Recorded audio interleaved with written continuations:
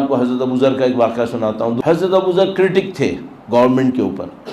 اچھا یہ بھی میں عرض کرتا چلوں، لالچی انسان کبھی بھی سوسائٹی کے فلو کے اگینسٹ کوئی کام نہیں کرے گا، کیونکہ ہمیشہ ڈرے گا کہ میری کوئی چیز میرے ہاتھ سے نکل جائے گی.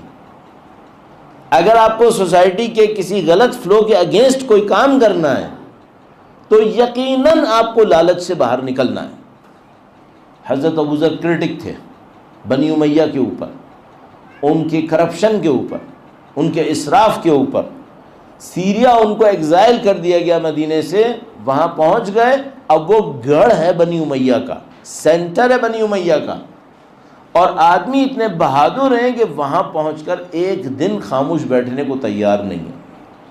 یہ میں بتا دوں کس حالت میں پہنچے تھے. مدینے سے ان کو بٹھایا تھا ایک اونٹ کے اوپر جو جنگلی اونٹ تھا، وحشی اونٹ تھا. آپ نے کبھی کیمل کے اوپر شاید سواری نہ کی ہو، ممکن ہے یہاں کیمل مل جائے، کبھی سواری کی ہو. اگر کیمل جو چلتا ہے تو اتنی موومنٹ ہوتی ہے، اتنی موومنٹ ہوتی ہے کہ اس کے اوپر ڈھنگ سے بیٹھنا بہت کام ہوتا ہے. تو اس کے اوپر پورا ایک ڈریسنگ اس کی ہوتی ہے کہ اگر وہ نہیں ہوئی اور آپ کو خود کیمل کے اوپر بیٹھنا پڑ گیا، آپ بیٹھ ہی نہیں سکتے. حضرت ابو ذر کو ایک جنگلی اونٹ کے اوپر بٹھایا اور نیچے سے ٹانگیں باندھ دی ان کی. جب سیریا اترے تو ساری ٹانگوں کا گوشت اتر چکا تھا. اس تکلیف میں وہاں پہ اترے. جب وہاں اترے ایک دن ضائع نہیں کیا، گورنمنٹ کے خلاف بولنا شروع کر دیا، کرپشن کے خلاف، اسراف کے خلاف، دین کے احکام کی پامالی کے خلاف. جو سیریا کا گورنر تھا اس کو پتہ چل گیا کہ میرے لیے ٹائم خراب ہو گیا، یہ آ گیا یہاں پر اور یہ مجھے چین سے نہیں سونے دے گا. تو وہ پریشان ہوا کہ میں ابو ذر کو چپ کیسے کراؤں. اچھا مدینے کے گورنر نے کیوں بھیجا تھا؟ اس نے اپنی جان چھڑانے کے لیے یہاں بھیجا تھا کہ جب یہاں کیپٹل میں آ جائے گا تو خاموش ہو جائے گا. وہ یہاں پہ بھی خاموش نہیں ہو رہے، جان کی تو ان کو پرواہ ہی نہیں ہے. ایک بندہ آتا ہے گورنر کے پاس، سیریا کے گورنر کے پاس، اور ان سے کہتا ہے کہ میں اس کو خاموش کروا سکتا ہوں. اس نے کہا بھائی کیسے؟ کہنے کا مجھے مثلاً 30,000 درہم دو، میں اس کو خاموش کرا دوں گا. سیریا کا گورنر وہ حضرت ابو ذر کو بہت اچھی طرح جانتا تھا کہ یہ پیسے سے خاموش ہونے والا ہے نہیں. لیکن اس نے کہا ٹھیک ہے جاؤ 30,000 لے جاؤ، کیا کرو گے تم؟ وہ لے کر آیا ابو ذر کے پاس.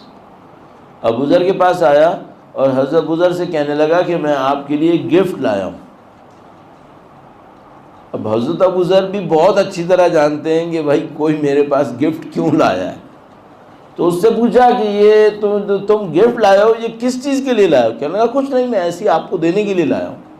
کہا اچھا مجھے دینے کے لیے لائے ہو تو یہ میرا ہو گیا؟ اس نے کہا ہاں آپ کا ہو گیا. کہنے لگا بس الحمدللہ رب العالمین. وہ سٹی کے سینٹر میں گئے جہاں بہت سارے لوگ فقیر بیٹھے ہوئے تھے، کھڑے ہوئے ایک جگہ کے اوپر اور کہا اے لوگوں جمع ہو جاؤ، میں لوگوں کو خیرات کرنا چاہتا ہوں. اور جتنے فقراء تھے وہ جمع ہو گئے.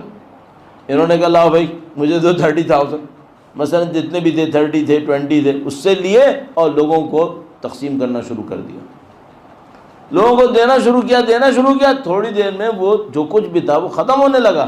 تو یہ آدمی ان کے پاس آیا ابو ذر کے پاس اور کہنے لگا کہ ابو ذر جتنا میں نے تمہارے لیے لے کر آئے تھے تو تم سارا ختم کر رہے ہو، اپنے لیے کچھ بچا کے رکھو.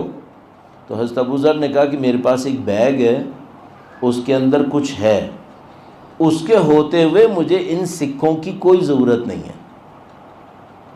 اب اس بندے نے سوچا شاید اس کے پاس وہاں پہ کوئی ڈائمنڈز ہیں اور وہ اتنے ایکسپینسو ہیں کہ اس کے ہوتے ہوئے ان کو سکوں کی کوئی ضرورت نہیں. تو اس نے سوچا چلو اس راستے اس کو پھنساؤں گا کہ میں یہ کہوں گا کہ اگر تم نے نہیں مانے تو تمہارے ڈائمنڈ چوری ہو جائیں گے. تو اس نے دیکھا ٹھیک ہے انہوں نے سارے تقسیم کر دیے. بعد میں اس نے کہا کہ اچھا وہ بتاؤ جو بیگ میں ہے وہ کیا ہے؟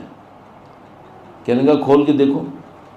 تو اس نے کھول کے دیکھا تو بیگ کے اندر 2 روٹیاں رکھی تھیں، 2 روٹیاں. تو اس نے کہا کہ ابو ذر میں سمجھ رہا تھا اس میں ڈائمنڈ ہوں گے، اس میں تو 2 روٹیاں ہیں. تو ابو ذر نے کہا کہ ایک روٹی صبح کے کھانے کی ہے، ایک رات کے کھانے کی ہے. جس خدا نے آج دی ہے وہ کل بھی دے دے گا، اس سے زیادہ کی مجھے پرواہ نہیں ہے. میں اور آپ یہ نہیں کر پائیں گے، شاید ہم سے ڈیمانڈڈ بھی نہیں ہے، لیکن ہم سے کیا ڈیمانڈ کیا جا رہا ہے؟ ہم سے ڈیمانڈ کیا جا رہا ہے کہ اگر تم کو حلال میں کم ملے نا تو قانع رہنا، حرام کی طرف مت جانا۔ ہم ابو ذر نہیں ہیں کہ جو کچھ ہمارے ہاتھ میں ہو ہم لوگوں کو دیتے چلے جائیں، نہیں میں نہیں کروں گا، نہ آپ کیجیے گا، اگر کر بھی لیں گے تو بعد میں آ کے میرے اوپر آپ غصہ کریں گے، مولانا آپ کے کہنے پہ ہم نے کر دیا تھا، اور نہیں کریں گے آپ مجھے بتائیں میں بھی نہیں کر رہا۔ لیکن دین ہم سے کیا کہتا ہے؟ دین ہم سے کہہ رہا ہے لالچ میں مت پھنسو، یہ شیطان کا راستہ ہے۔